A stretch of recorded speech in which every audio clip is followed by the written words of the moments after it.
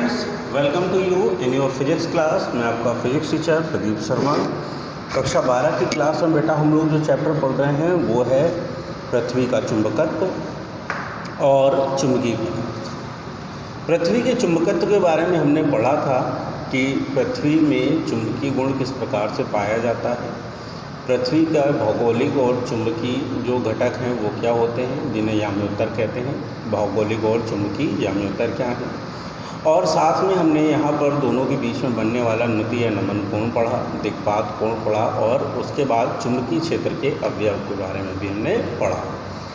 आज की क्लास में हम लोग स्टार्ट करने जा रहे हैं पदार्थों के बारे में कि चुंबक की दृष्टि से जो पदार्थ होते हैं वो कितने प्रकार के होते हैं। ठीक है, तो अगर चुंबक की दृष्टि से हम पदार्थों की बात करते हैं तो पदार्थ हमारे पास 3 प्रकार के होते हैं। पहला प्रतिचुंबकीय, दूसरा अनुचुंबकीय और तीसरा लौह चुंबकीय। वैसे इससे जो बात बतानी है वो सिर्फ आपको पदार्थों के बारे में बताना है, बाकी इनकी और जो प्रॉपर्टीज़ हैं वो इस साल के सिलेबस से हट गई हैं। तो जो प्रतिचुंबकीय पदार्थ होते हैं इन्हें बोलते हैं डाईमैग्नेटिक, और जो अनुचुंबकीय पदार्थ होते हैं इन्हें बोलते हैं पैरामैग्नेटिक, और जो लौह चुंबकीय पदार्थ होते हैं इन्हें बोलते हैं फेरोमैग्नेटिक। ठीक है, अब जैसे कि हम बात कर रहे हैं यहाँ पर कि प्रतिचुंबकीय पदार्थ क्या होते हैं। दो ऐसे पदार्थ जिन्हें हम जब चुंबकीय क्षेत्र में रखते हैं तो ये क्षेत्र की विपरीत दिशा में थोड़ा सा विस्थापित हो जाए, पूर्णतया नहीं, हल्का सा क्षेत्र की विपरीत दिशा में क्या हो, विस्थापित हो जाएं, तो ऐसे पदार्थों को हम बोलते हैं प्रतिचुंबकीय पदार्थ। क्या बोलते हैं? प्रतिचुंबकीय पदार्थ। और इनमें पाया जाता है बिस्मथ है, जिंक है, सोना है, एयू चांदी है, एजी, ठीक है, हीरा है, नमक है, जल है। इस तरह के जो पदार्थ होते हैं इन्हें जब आप किसी चुंबकीय क्षेत्र में रखोगे तो क्षेत्र की विपरीत दिशा में थोड़ा सा, यानी उस चुंबक से थोड़ा सा दूर खसक जाएंगे। तो ऐसी जो भी पदार्थ होंगे इन सभी पदार्थों को नाम दे दिया हमने प्रतिचुंबकीय। अगली बात जो है वो आएगी अनुचुंबकीय, यानी जो पदार्थ होते हैं चुंबकीय पदार्थ,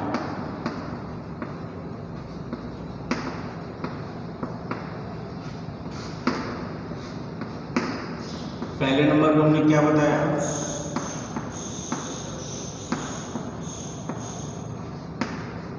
प्रतिचुंबकीय पदार्थ। दूसरी बात क्या हो रही है, अनुचुंबकीय पदार्थ। प्रतिचुंबकीय के लिए हमने बताया था बिस्मथ है, जिंक है, सोना है, चांदी है, ठीक है, NaCl है,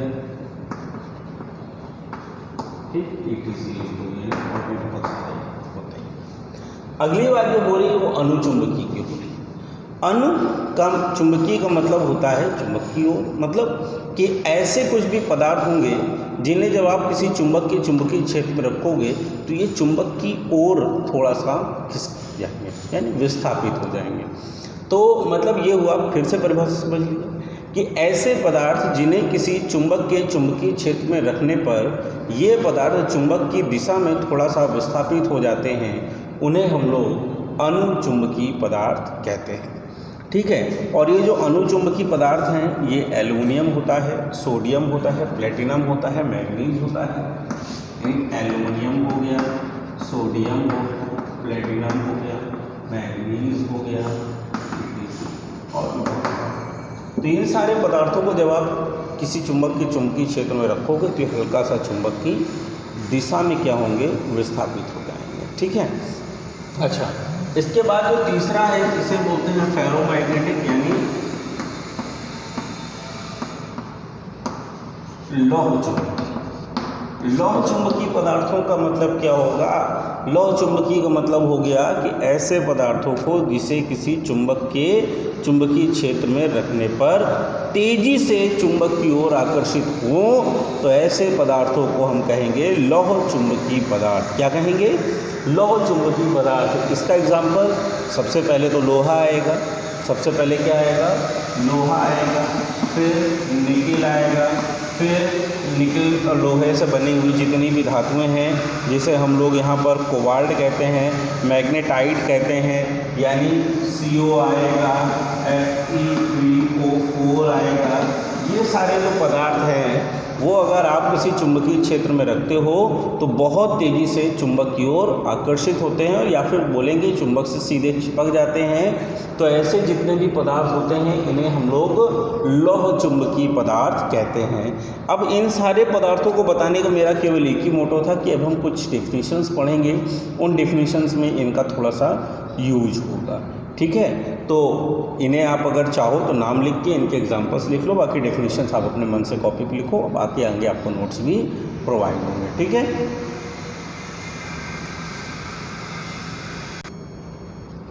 चलिए स्टार्ट करते हैं अगला टॉपिक जो है उसे बोलेंगे चुंबकीय पदार्थ के संबंध में कुछ परिभाषा। यानी जब हम पदार्थ को चुंबक बना रहे होंगे या चुंबकीय पदार्थ जो होगा उससे संबंधित कुछ परिभाषाएं हैं जो हमें पढ़नी है, और में सबसे पहली जो परिभाषा है वो आती है चुंबकीय प्रेरण, ठीक है। मैग्नेटिक इंडक्शन क्या होता है, सिंपल सी परिभाषा है, सिंपल से इस तरह से हमें समझ लेना है। बताया गया है कि जब किसी चुंबकीय पदार्थ को बाह्य चुंबकीय क्षेत्र में रखा जाता है तो वह पदार्थ भी चुंबकित हो जाता है, तब इस घटना को चुंबकीय प्रेरण कहते हैं, और इसे हम लोग कैपिटल B से प्रदर्शित करते हैं, ठीक है। अब ये समझना है कि कैसे, तो हमें ये पता है कि अगर हम लोहे को थोड़ी देर तक चुंबक के संपर्क में रखेंगे तो थोड़ी देर बाद वो लोहा जो होगा वो भी एक चुंबक का कार्य करने लगेगा। मान लेते हैं, जैसे इसका समझाने का तरीका सिंपल सा है कि ये जो स्ट्रेट लाइन है ये लाइन आपकी है चुंबकीय बल रेखा, ठीक है। ये अंदर अंदर दक्षिण से आ रही है और उत्तर की ओर जा रही है, ठीक। आपने क्या किया, इसके बीच में एक लोहे का टुकड़ा रख दिया, तो जैसे आप इसके बीच में लोहे का टुकड़ा रखोगे तो ये वाला जो सिरा है वो आपका दक्षिणी बन जाएगा और ये सिरा आपका उत्तरी बन जाएगा, और थोड़ी देर बाद ये खुद एक चुंबक का काम करने लगेगा। यानी थोड़ी देर बाद अगर आप इसी डायग्राम को देखोगे तो अब आप ये बनोगे, यानी ये जो बल रेखाएं आ रही थी ये आकर ऐसे मुड़ेंगी, इधर से जाएंगे और ये ऐसे होकर ऐसे चलेंगे, फिर ये वाली बल रेखा आकर ऐसे मुड़ेगी अंदर से और ये ऐसे चली जाएगी, ये वाली जो बल रेखा होगी ये आएगी और ये ऐसे मुड़ेगी और ये ऐसे सीधे ऊपर चली जाएगी, ठीक है। इस प्रकार से आप क्या लिखोगे, ये जो पदार्थ था पहले लोहा था, अब वो जो बन गया है वो क्या बन गया है, चुंबक बन गया है। चुंबक बनने की ही इस घटना को प्रेरण कहते हैं। क्या कहते हैं, प्रेरण। अब कहा जाएगा इससे जो चुंबकीय क्षेत्र मिल रहा है वो, तो उसका मात्रक क्या होता है, तो यहाँ पर लिखेंगे इसका मात्रक पहले तो होगा weber per metre square, weber per metre square, ठीक है। दूसरा होगा न्यूटन प्रति एम्पियर इंटू मीटर, या इसी को हम लोग लिखते हैं टेस्ला, और CGS में जो इसका मात्रक होता है वो होता है गॉस। ये भी पता होगा कि एक टेस्ला बराबर 10⁴ गॉस भी होते हैं। बात समझ में आ गई कि नहीं है? इसको फटाफट कॉपी कर दिया है और इसके बाद अगली डेफिनेशन पढ़नी है जिसे हम लोग बोलेंगे चुंबकन तीव्रता। क्या बोलेंगे,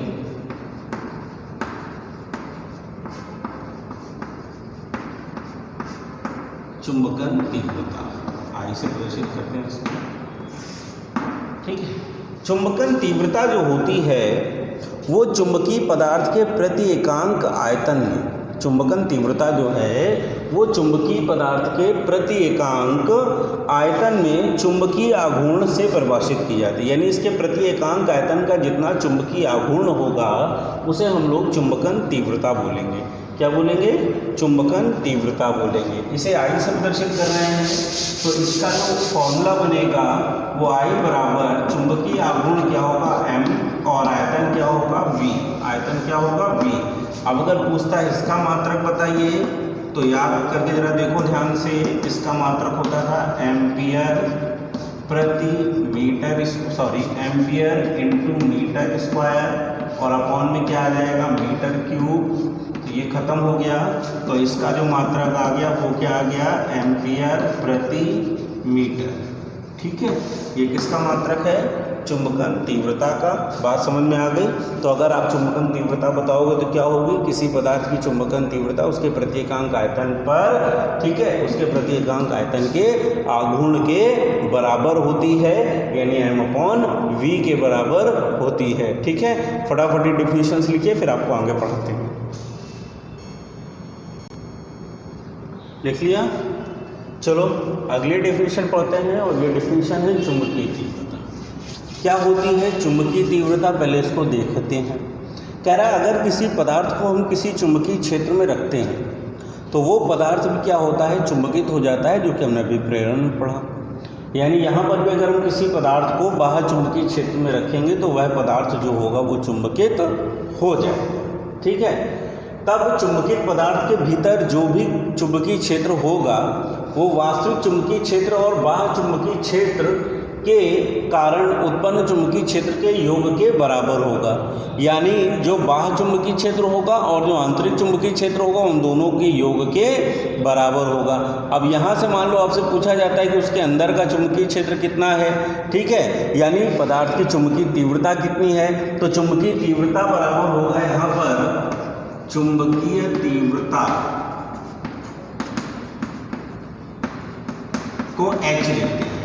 H बराबर होगा जो बाह्य चुंबकीय क्षेत्र था, यानी B/μ0 और माइनस में I। ठीक है, यानी H इक्वल टू क्या लिख सकते हैं, B/μ0 माइनस में I।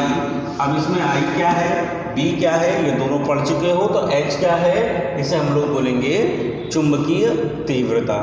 ठीक, इसे भी कॉपी करो, फिर आगे पढ़ते हैं। लिख लिया? चलिए, अब थोड़ी सी एक इम्पॉर्टेंट डेफिनेशन है जो कि हमें आगे कई जगह काम आने वाली है। डेफिनेशन सिंपल सी है, पहले इसका नाम पढ़ते हैं। इसको बोलते हैं चुंबकशीलता, और ये होती है म्यू।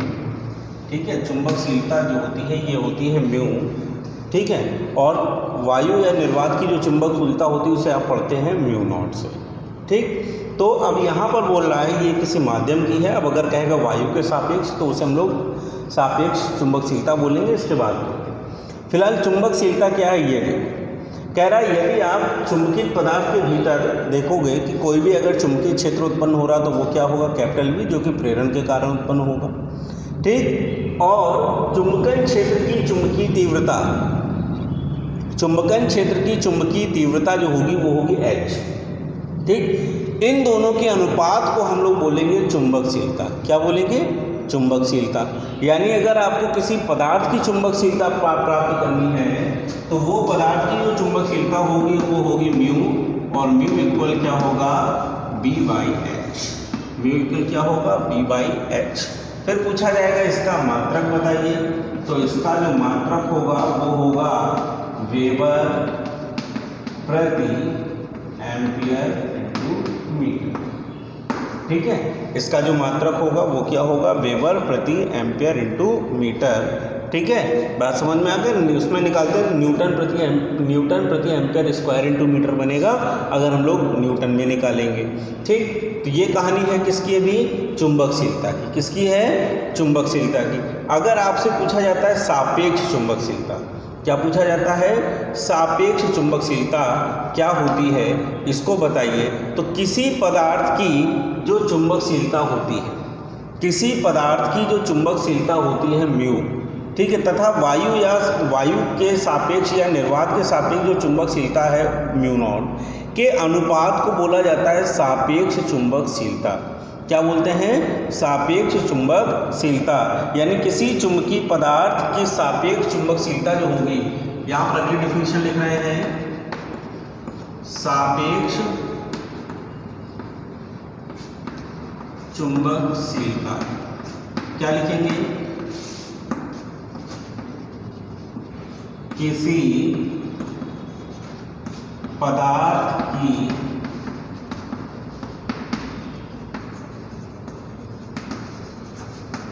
सापेक्ष चुंबकशीलता, ठीक है, उस पदार्थ की चुंबकशीलता, उस पदार्थ की चुंबकशीलता तथा वायुयान निर्वात में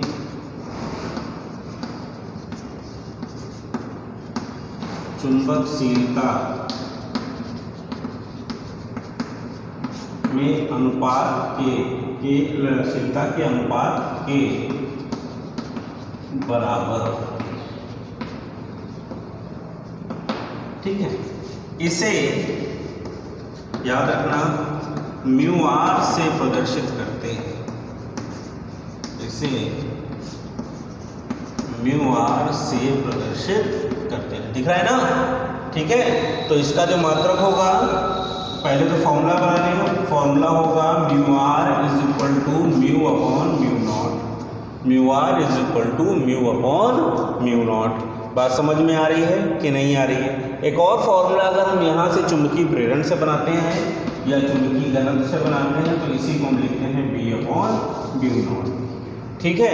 तो इसके हमारे पास कितने फॉर्मूले हैं म्यू आर प्राप्त करने के? पहला तो म्यू अपॉन म्यू नॉट इस परिभाषा के अनुसार, और दूसरा इसी परिभाषा के समान एक और परिभाषा होगी जिसे हम बोलेंगे बी अपॉन म्यू नॉट के। समझ में आ गया कि नहीं आ गया? फटाक से इसको कॉपी करो, फिर आगे बढ़ते हैं, ठीक है।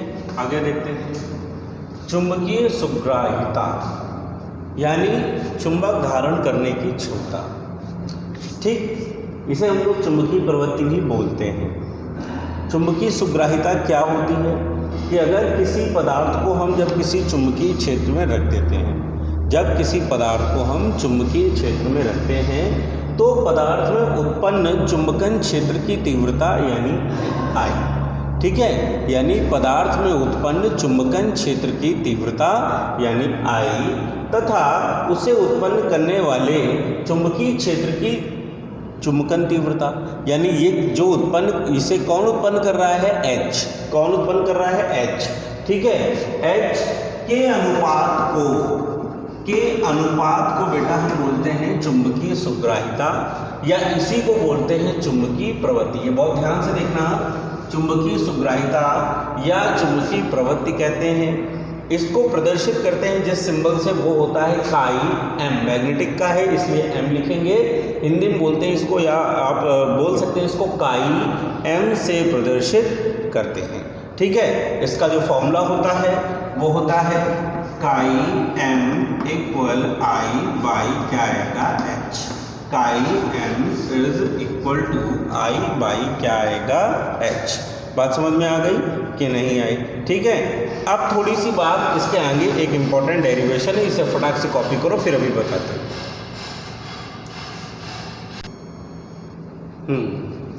अगला जो टॉपिक है वो है सापेक्ष चुंबकशीलता तथा सुग्राह्यता में संबंध।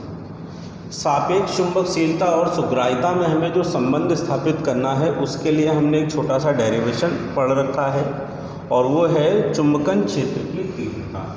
ठीक है, तो इसको हम कहाँ से करेंगे? चुंबकन क्षेत्र की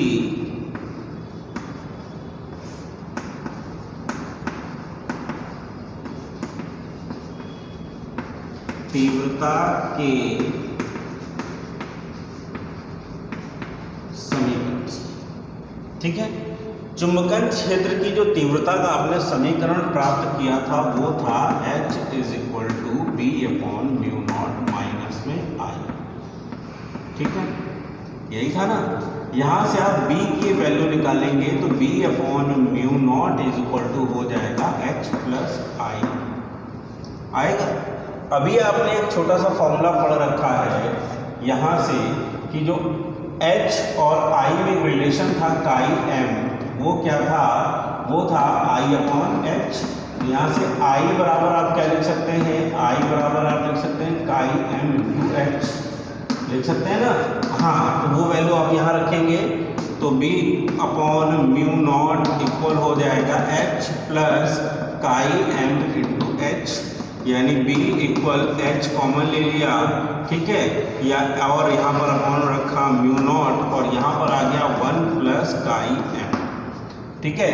अब देखो जरा ध्यान से यहाँ से, तो हम यहाँ पर क्या लिख सकते हैं, H को वहाँ से ले आओ, यहाँ पर B upon H equal 1 upon mu not equal 1 plus chi m। B upon H को क्या लिख सकते हैं, mu upon mu not equal 1 plus chi m। और ये तो एक सिंपल सा फॉर्मूला बन गया है, यहाँ से आप mu equal to mu naught 1 plus chi m भी लिख सकते हो, और करके इसी को आप mu r equal 1 plus chi m भी लिख सकते हो, ठीक है। तो ये जो आ गया है, ये है आपका वो रिलेशन जो आपको प्राप्त करना था, जिसे आपने सापेक्ष चुंबकशीलता बोला था म्यू आर, और जो आपकी चुंबक धारण करने की क्षमता है, जिसे हम लोग सुग्राहिता कहते हैं, चुंबकीय प्रवृत्ति कहते हैं, वो काई m है, ठीक है। इसको थोड़ा इंपॉर्टेंट तरह से आप समझ लीजिए, अगर कुछ समझ में नहीं आया तो बताइएगा, हम अगले वीडियो में आपको फिर समझाते हैं, ठीक। तो इसे आप कॉपी कीजिए, फिर मिलते हैं एक अच्छे से टॉपिक के बाद। 2 टॉपिक बहुत इंपॉर्टेंट है, बहुत अच्छे हैं, वो आपको और समझाते हैं, ठीक है। कॉपी करो। इसके बाद आपको 3 अलग अलग परिभाषाएं पढ़नी है, और तीनों परिभाषाओं को आपको थोड़ा थोड़ा दिमाग में जरूर रखना है। वैसे ज़्यादा टफ नहीं है, बस एक बार अगर कायदे समझ ली जाएंगी तो ये आसानी से हमको आ जाएंगी। जिसमें से सबसे पहली जो परिभाषा है वो है क्यूरीता। क्या है? क्यूरीता।